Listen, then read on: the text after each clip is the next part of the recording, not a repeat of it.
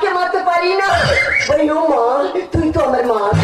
দাদা কোথা করে আঙুল ঢুকে দিয়ে পালিয়েছি, কিন্তু আমি তো পালিয়ে এলাম। আমার সে নাতি নলে কোথায় গেল বলো তো?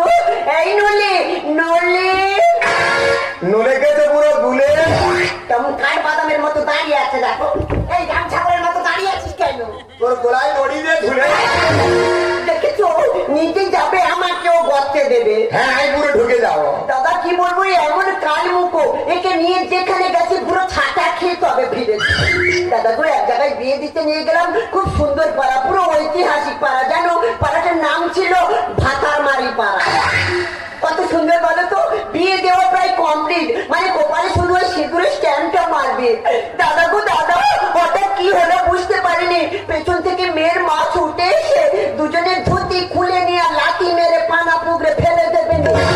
এ দাদু, আর সেইবারের কথাটা বল। তো সেই 3 দিন ছাগল ঘরে